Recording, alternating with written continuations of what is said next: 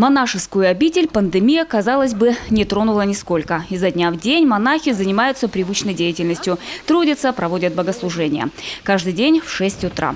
Исключение лишь воскресенье и праздничные дни. Тогда служба начинается в 8:30. Вечернее богослужение каждый день начинается в 16 часов, в 4 часа вечера.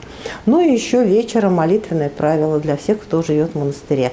И если хорошая погода, то крестный ход. Тоже очень любят паломники этот крестный ход с тропарями, с молитвами, который идет по всему монастырю. Вот сейчас уже темно, идет фонарь впереди крестного хода, и молитвы поются. Все это очень красиво и очень так молитвенно происходит. Исповедоваться и причаститься даже в условиях пандемии было возможно, но в последние полгода посетителей здесь все же было в десятки раз меньше, чем обычно. А потому сейчас паломникам монастыри особенно рады. Экскурсии для гостей проводят каждый день и даже оставляют на ночлег бесплатно. В Божьем доме иначе и быть не может. Вот и ветеранов уголовно-исполнительной системы республики здесь принимают с распростертыми руками. Такое эстетическое наслаждение, такое напитываешься вот этой вот энергией, получаешь от такой поездки замечательной. В день здесь бывает сразу по несколько групп, поэтому экскурсии проводят по предварительной договоренности. Ветерана УИС, к примеру, встречает монахиня Феодосия. Матушка рассказывает о жизни насельников монастыря, старинных храмах, а их в ансамбле монастыря целых 6. Причем некоторые из них призваны объектами культурного наследия регионального значения. Узнают гости и о заложении пустыни Стефаном Пермским, строительстве обителей соловецкими монахами и чудесном возвращении святынь после разорения в 20 веке.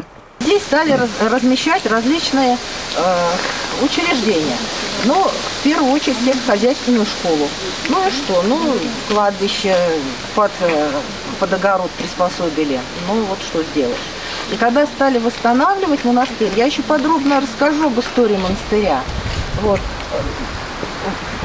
Попытались, понять, а где могилки были. Но в итоге установили вот эти вот кресты, они мемориальные.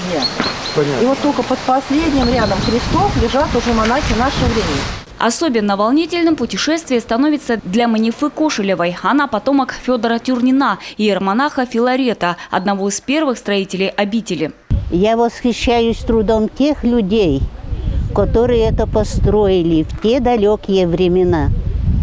Я восхищаюсь тем, которые живут тут сегодня, и чтобы это сохранить хотя бы в таком виде, это очень-очень трудно.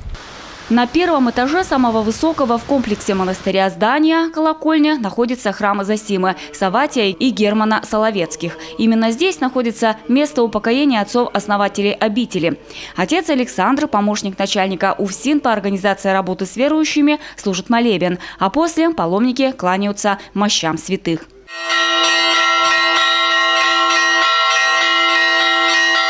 Завершается экскурсия традиционно на высоте 64 метра. Матушка Феодосия демонстрирует свое мастерство звона в колокола. Почувствовать себя настоящим звонарем здесь могут все желающие. Особенно это занятие любят дети, но и ветераны с большим удовольствием пробуют свои силы. А еще с колокольни паломникам открываются удивительные виды окрестностей с лугами, рекой, лесом и самой обителью. Вот уж действительно благодать. Анастасия Тюрина, Алексей Маклаков, Константин Куратов, телеканал Юрган, Усть-Кулумский район.